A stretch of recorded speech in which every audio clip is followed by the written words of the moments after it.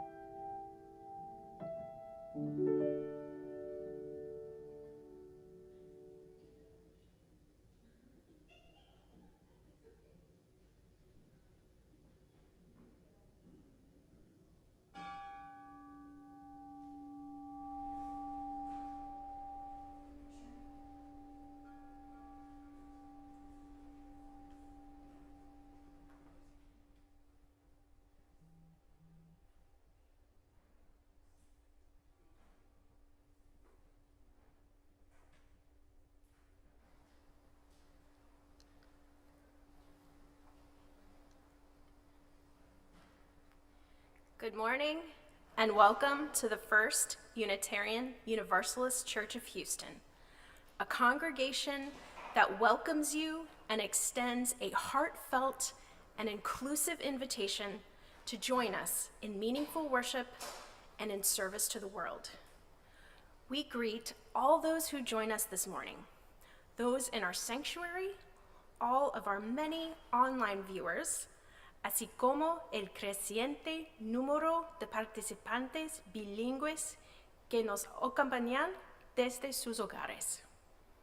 We are excited to welcome Carol Burris, our Director of Religious Community, to lead worship today. A credentialed religious educator, she has served our church for 15 years, leading our programs for children, youth, and adults, as well as sharing her musical talents and passion for environmental activism. Welcome, Carol. Due to an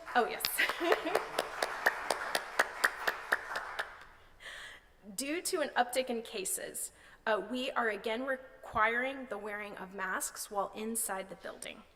We hope it will be for only a brief time, but we continue to err on the side of caution. Now please join Carol for our first hymn. Thank you. Please, please rise in body or spirit for Gather the Spirit, number 347.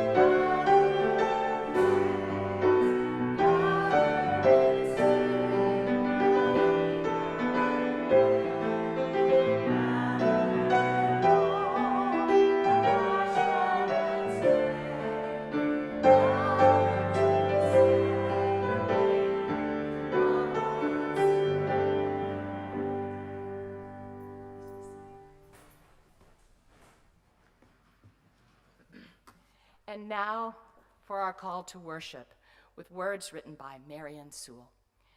Come into this circle of love and justice. Come into this community where we can dream and believe in those dreams. Come into this holy space where we remember who we are and how we want to live. Come now and let us worship together.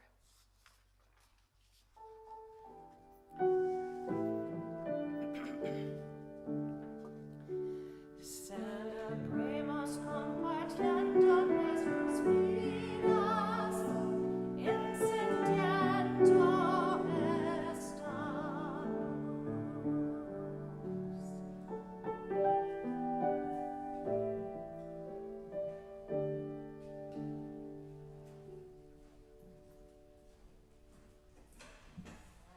Now, I'm going to ask you to participate with me a bit. We're going to do a version of when you got to do when the Spirit says do, but I call it you got to sing when the Spirit says sing because I have a different version. But I'm going to ask you for ideas of things we can do in the song. So sometimes we clap, sometimes we sing, sometimes we dance, and I'm going to be quiet just for a second to see if you can think of something unique that you can shout out that we can do in the song. So I'll ask you for it for a minute. Snap? Okay, great. All right, and you can give it to me later too. But I invite you to rise as you are able or how you wish, and we can dance if we want to. All right.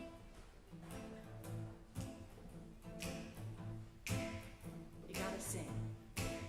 You gotta sing when the Spirit says sing. You gotta sing when the Spirit says sing.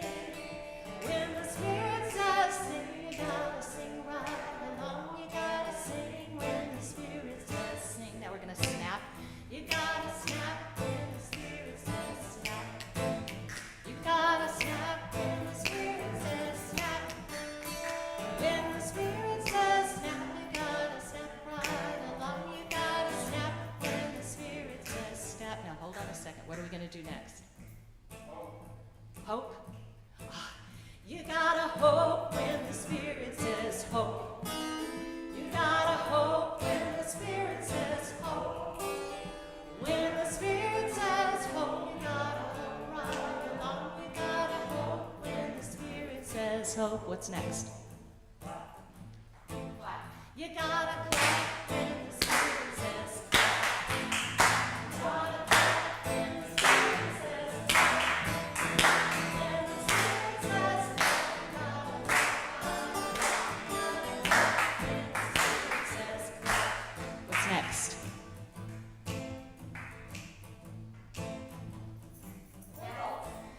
You gotta wiggle when the Spirit says wiggle.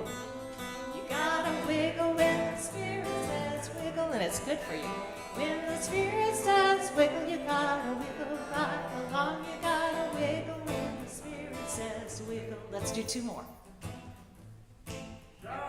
Gotta shout when the Spirit says shout.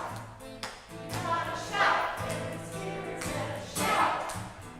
When the Spirit says shout, you gotta shout right along. You gotta shout when the Spirit says. Listen with dance. You gotta dance when the Spirit says dance. You gotta dance when the Spirit says dance. When the Spirit says dance, you gotta dance right along. You gotta dance when the Spirit says. You gotta sing. You gotta sing when the Spirit says sing. You gotta sing when the Spirit says sing. When the Spirit says sing, you gotta sing right along. You gotta sing when the Spirit says sing. Thank you for all your input and dancing with me.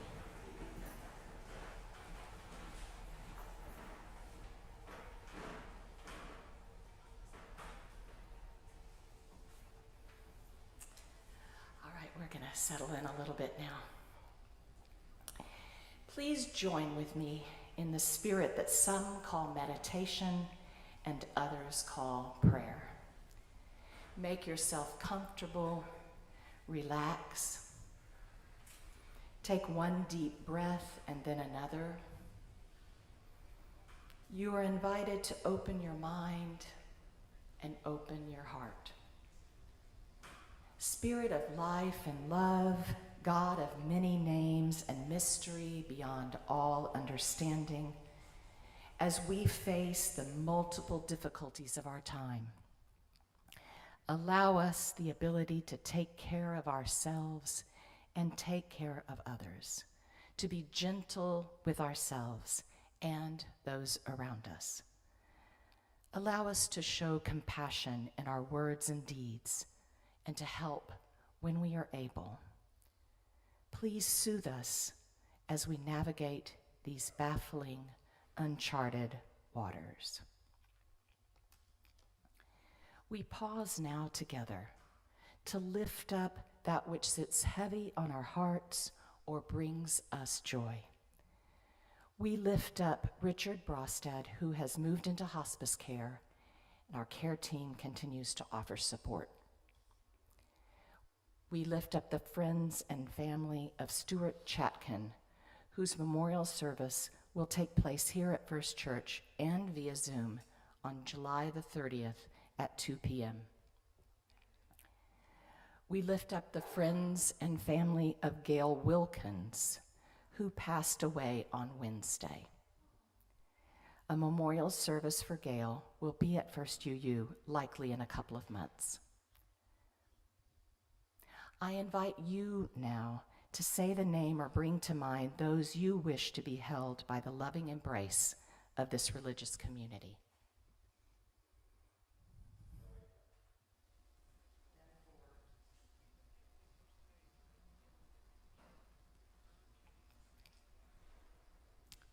For all names spoken and unspoken, we bear witness with our care and concern. And now we will move into a moment of silence. You may want to sit on the pew and be aware of how your body feels. Feel the seat. Feel your feet on the floor. Or you may want to move to the aisle and do a yoga pose, perhaps the tree pose, or have your hands at heart center.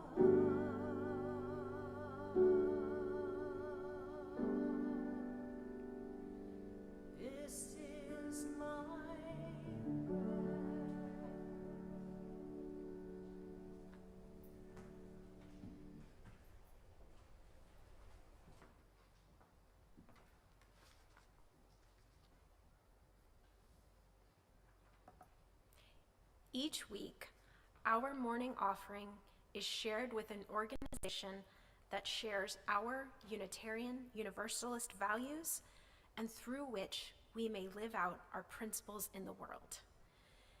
This week, that organization is our own UUSC. The UUSC, the Unitarian Universalist Service Committee, is a nonprofit, non-sectarian organization advancing human rights together with an international community of grassroots partners and advocates. UUSC's Emergency Response Fund provides vital assistance to people impacted by natural or human-made disasters, yet whose access to aid is most limited. Currently, UUSC is using resources from the Emergency Response Fund to support people who are fleeing the violence in Ukraine due to Russia's large-scale invasion. Those in our sanctuary will find the instructions for text giving in the order of service, and those watching the live stream will see the instructions on your screen. Our regular Sunday morning offering collection invites us to weave a tapestry of love and action. We ask you to give generously. An offering will now be gratefully received.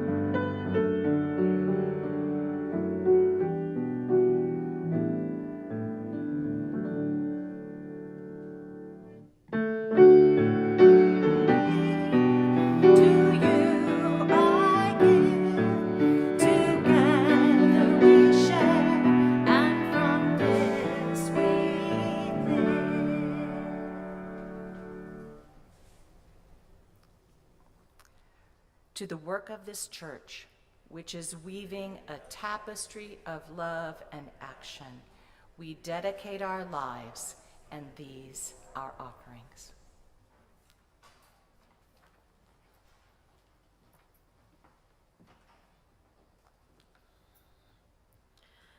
The first reading this morning is Gate A4 by Naomi Shihab Nye.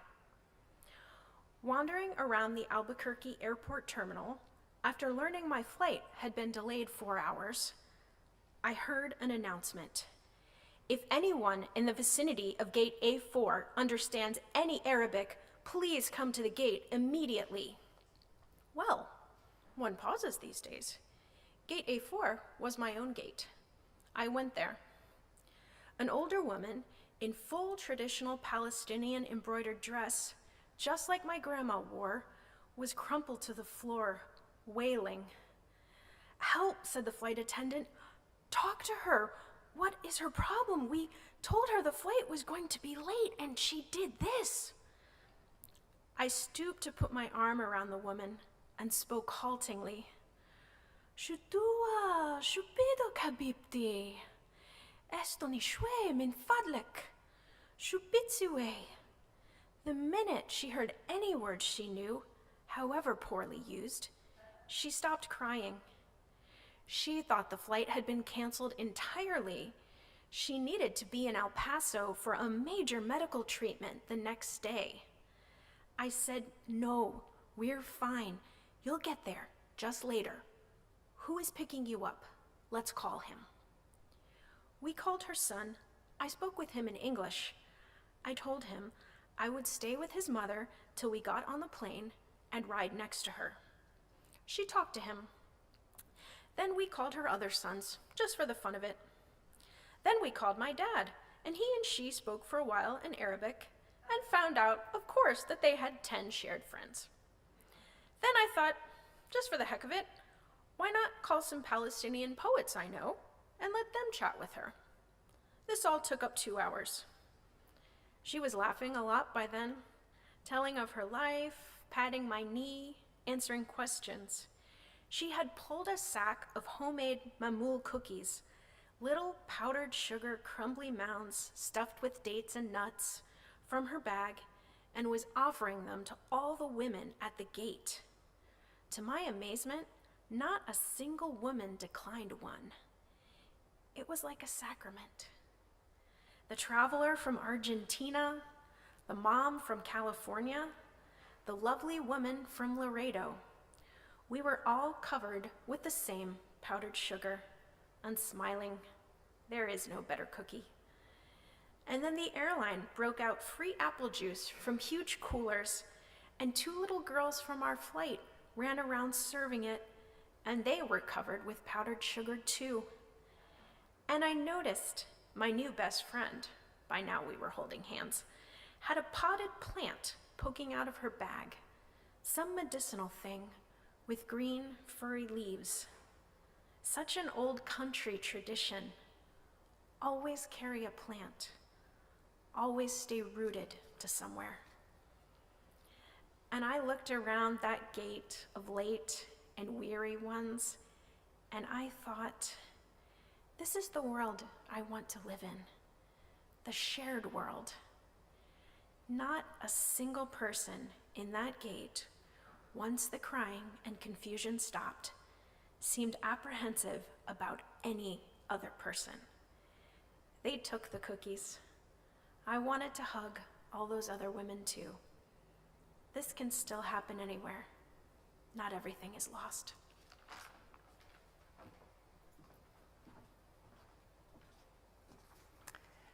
The second reading this morning comes from Nathan Walker and is called Beyond the Zero-Sum Game. For centuries, insiders have been democratizing their religions. Incremental moments of institutional reform have led to a new era of theological enlightenment. From out of ancient times into the twilight of now, these reformers have made a sacred vow to never mischaracterize freedom as a zero-sum game. True freedom is not jealous. True freedom is not envious. True freedom is not spiteful. True freedom does not desire to restrict the rights of others. True freedom knows not a selfish thought, knows not how to threaten. To sense true freedom is to know that your win is my glory and that your suffering is inextricably tied to my own. For the sum of all that is holy shines far beyond the tools of our evolving democracy, from party jingles to picket signs. The sum of all that is holy is found in our collective desire to know freedom, not as a political slogan, but as a way of life.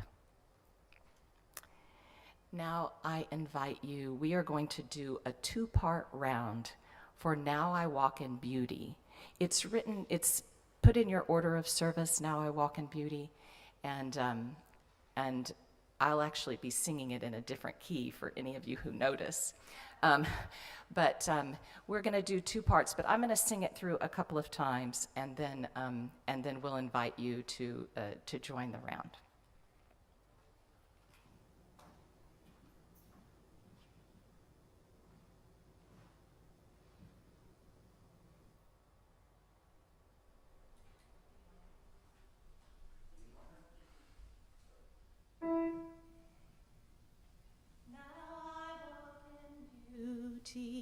Beauty is behind me, beauty is before me, above and below me. I'm going to sing it again, and maybe this time you'll sing with me.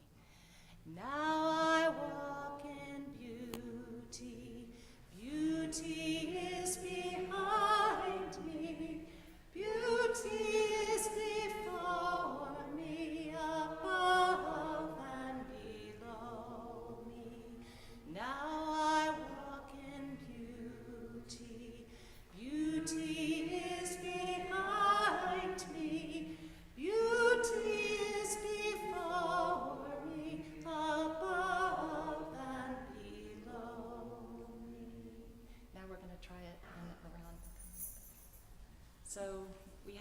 this side, but y'all just sing louder.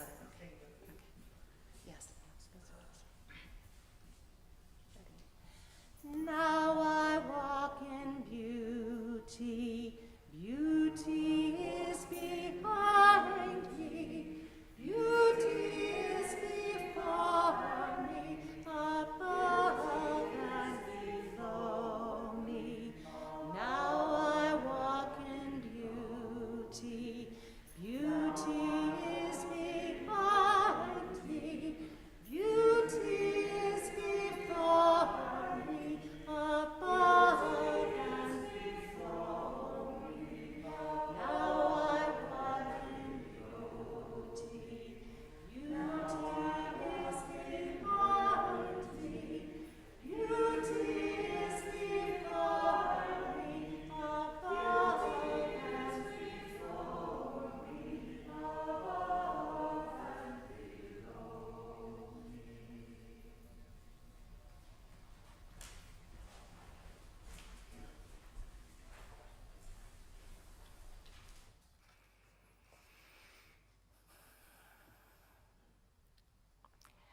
The control of a group by the majority of its members. The practice of social equality. These are democracy. The control of a group by the majority of its members. The practice of social equality. Have we ever lived up to democracy as a country? In spring of 2021, the president of our Unitarian Universalist Association, the Reverend Susan Frederick Gray, wrote in the UU World magazine a response to this question. And she says this: "Our democracy in the United States is fragile. We have reached a watershed moment that will determine how we move forward as a nation. Despite its founding principles, we have never lived up to the promise for justice for all. We, the people, has never included everyone. It was only 56 years ago that the Voting Rights Act finally expanded and protected the right for Black Americans. And it was only realized because of the prophetic leadership, organizing, and sacrifices of those in the civil rights movement. We recognize it as no small endeavor to create a truly democratic society." And Frederick Gray went on to say, "Unitarian Universalists' commitment to justice, equity, and democracy is not just political or moral. It is theological. It grows from our affirmation of the inherent worth and dignity of every person and the knowledge that we are all interconnected. It reflects the fact that our theology is not much concerned with the afterlife, but is accountable to human experience and the conditions of people's lives here and now. Human dignity and interdependence are the foundation of our commitment to a multiracial, pluralistic democracy."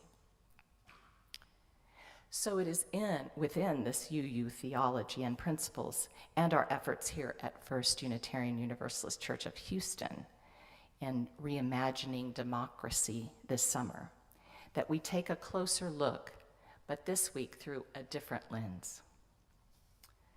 As a school kid, and for many years, the first thought that came to mind for me when I thought of democracy was the story of the founding fathers, Jefferson, Adams, Ben Franklin, and the like, signing the Declaration of Independence.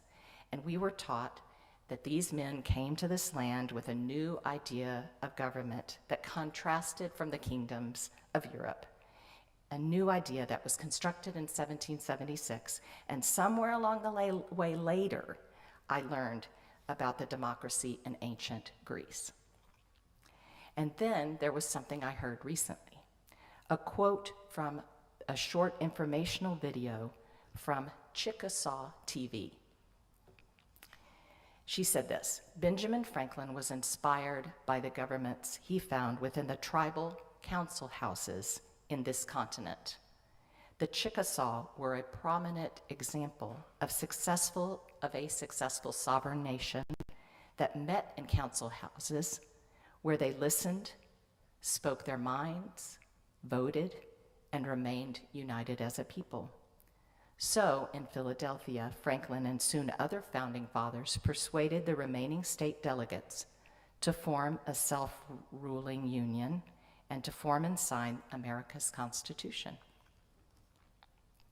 It is asserted by other scholars that this well-known democratic spirit, created leading up to 1776, had much to do with the colonial contact with Native Americans of the Eastern Seaboard at that time.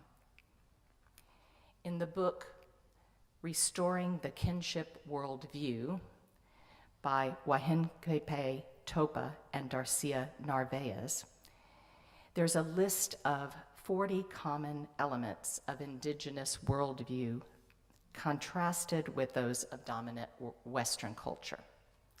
I was taken with this list, and I wanted to share it with you, but there are 40, and that is way too many. You would be here a very long time. We put a few copies of the list in the vestibule in the back, and more are available if you choose to come to the workshop after the second service today, and the information on that is in your order of service. But I will explore a bit of what they call the common indigenous worldview that I believe overlaps with the principles of democracy. But before I fully delve in, I want to respond to a couple of issues relevant to our topic. First is addressing cultural misappropriation. The editors of this book, Restoring the Kinship Worldview, and the authors of the various chapters agreed to be part of a book that was specifically written for white people and or for people swimming in the dominant worldview. The authors say, we are all in this together, and that they, those with deep understanding of the indigenous worldview, definitely have wisdom to share, and they always have. And it is especially crucial at this juncture when the viability of the earth for humans, animals, and plants are at stake. So today I'm offering just a little window with the hope that you'll read the whole book. And in fact, in addition to the workshop that we're offering right after the second service, we're offering a book discussion group that will be online that you can sign up for today. Secondly, I know very well we will not be able to adopt a new worldview snip-snap, and I don't think that the U.S. will choose to adopt Native American ways of looking at the world and their practices as a whole. It is about as unlikely as the sun staying up all night. But wait, that does happen at certain times of year and in certain places like the far northern hemisphere. So maybe at certain times and certain places, it is possible. I know that small communities such as ours can make a difference by imagining and gaining an understanding of how democracy could be healed right now. At this juncture, democracy has taken a backslide. In our anger and alarm, we could be more inclined to learn. We could focus on our situation and attempt a greater understanding of how to move our culture forward. But which way do we go? What values do we hold up as beacons for our steps toward a better world? What worldview could help us survive and thrive? So I start. I want to introduce you to a word that was new to me, kincentrism, which the authors define as a way to include all aspects of harmony between people and other people, between communities and people, and the natural world. If moving toward concentric worldview were a real goal, and it does fit with our Unitarian Universalist principles of inherent worth and dignity and honoring the interdependent web of all existence, Then we start by thinking of how it could show up in our lives and in our organization and in other organizations we're involved with. Kincentrism fits with an emphasis on community welfare, of focusing on the common good.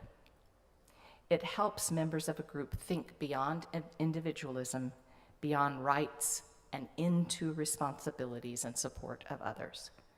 One definition of the common good is this: what is shared by and beneficial to members of a given community, achieved through collective participation in the formation of a shared will. Sounds a little bit like democracy.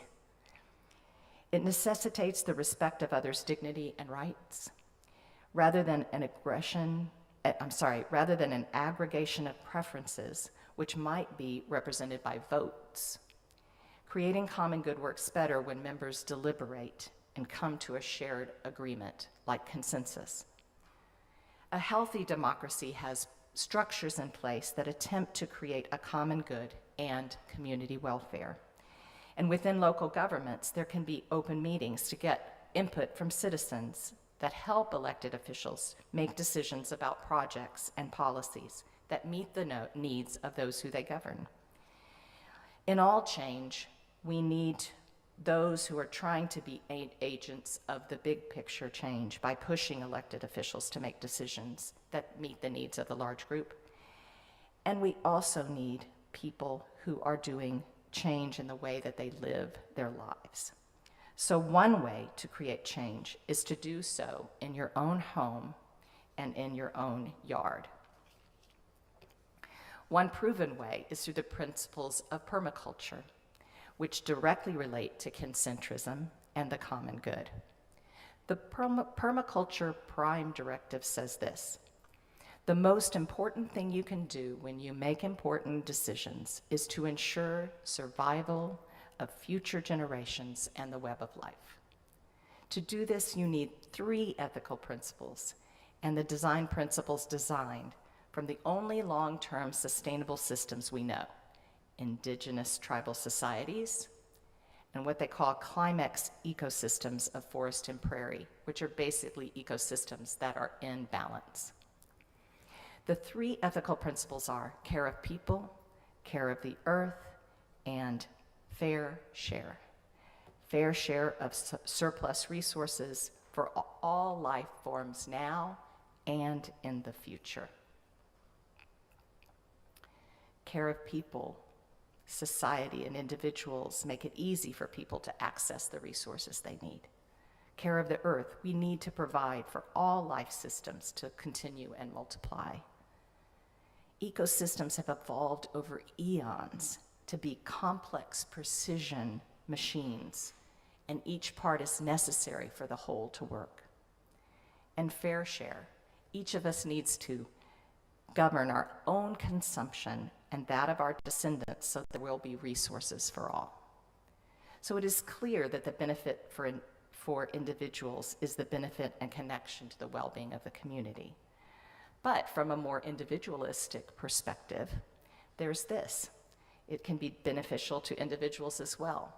The American Psychological Association reported a research study that determined that people who believe in oneness, which is the idea that everything in the world is connected and interdependent, appear to have greater life satisfaction than those who don't, regardless of whether they belong to a religion. The feeling of being at one with a divine principle, life in the world, or other people, or even activities is correlated with life satisfaction.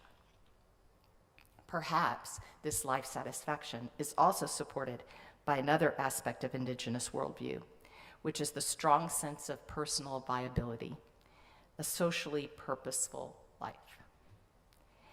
And the last contrast between the dominant worldview and Indigenous one is about freedom. In democracy, the freedoms listed are freedom of religion, freedom of assembly, and freedom of speech. Clearly, these are all important in our current society, but there can be too much emphasis on my rights as opposed to the responsibility towards others. In the Indigenous worldview, rights are less a focus than responsibility. In the book called The Dawn of Everything, which I think is an incredible name for a book, The Dawn of Everything, Graeber and Wingrove share a letter that was written by Benjamin Franklin about European Americans who had been captured by the natives or had gone to just be with the natives and had stayed there for a while, and then were pulled back into the European, or what they called English settlement cultures, and then returned because they liked the native culture better. And evidently this happened quite a bit. The authors offered information on the reasons that were given by these people who returned to the native culture. And they said it had to do with both freedom and security. They say this: some emphasize the virtues of freedoms they found in Native American societies, including sexual freedom, but also freedom from the expectation of constant toil in the pursuit of land and wealth. Others noted that the Indians' reluctance ever to let anyone fall into a condition of poverty, hunger, or destitution. It was not so much that they feared poverty themselves, but rather that they found life infinitely more pleasant in a society where no one else was in a position of abject misery. It is a bit startling to discover that nothing's inevitable about abject poverty or homelessness. And the most common reasons that people gave about wanting to return were the intensity of social bonds they experienced in the community, qualities of mutual care, love, and happiness, which they found impossible to replicate when back in the European settings. So security has many forms. There's the security of knowing that statistically you have a smaller chance of being shot by an arrow. And there's the security that comes from knowing that there are people who will care deeply for you if you are. I deeply relate to these stories. I don't have to wonder if I would have chosen at that time to go back to the native tribe or not. I still feel much like a fish out of water after spending 60 years here in American culture.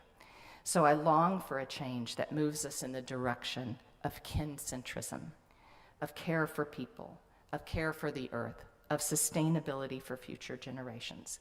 And I know that I'm not alone. The words from the reading this morning by Nathan Walker are worth sharing again here. True freedom does not desire to restrict the rights of others. It knows not a selfish thought, not to threaten. To sense true freedom is to know that your win is my glory and that your suffering is inextricably tied to my own. And I end with this. Remember today's first reading, the one at the airport gate, when one person turned a stressful situation for many people because she stepped up with compassion and with a particular skill that she had. She took some time and made a difference. Social change does occur when societal institutions, structures, and cultures undergo a significant shift. But more often than not, social change is slow, but there are tipping points. And if we are prepared and knowledgeable, we will know which way we head and which way we will lead.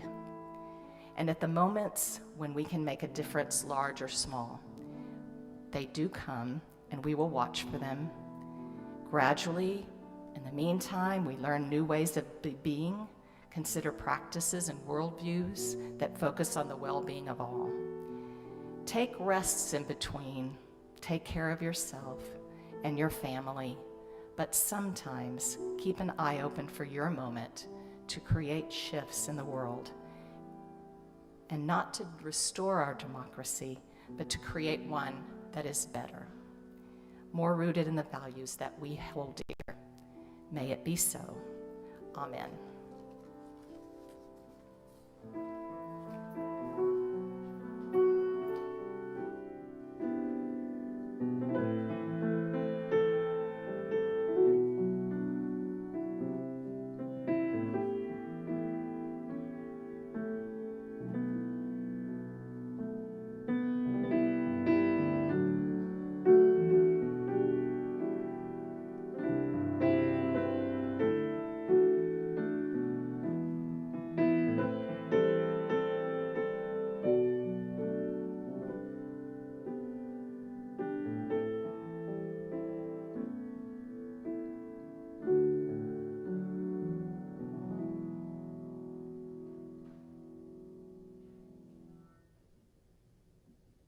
I invite you to join in singing our final hymn, We Shall Overcome, number 169.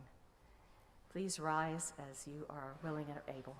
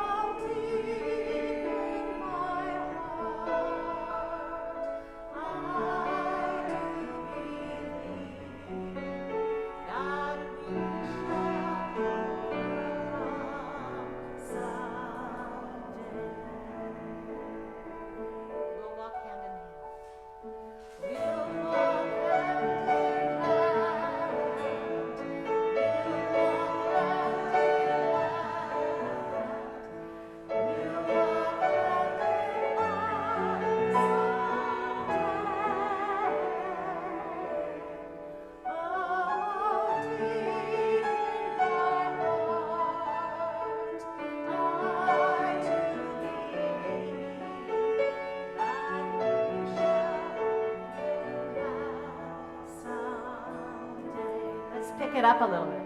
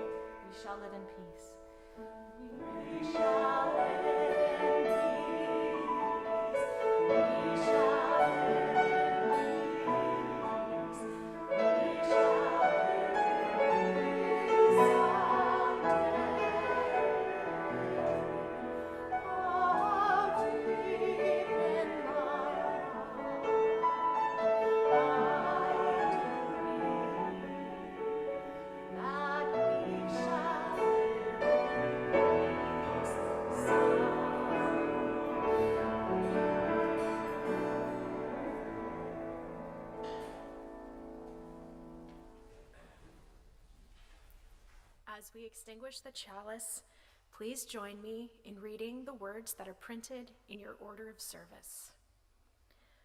We extinguish this flame, but not the light of truth, the warmth of community, or the fire of commitment.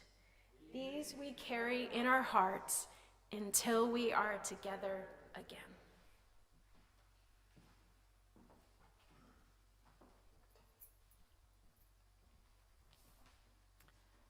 Our benediction comes from L.R. Nost. Don't be dismayed by the brokenness of the world. All things break, and all things can be mended, not with time, as they say, but with intention. So go, love intentionally, extravagantly, unconditionally. The broken world waits in darkness for the light that is you.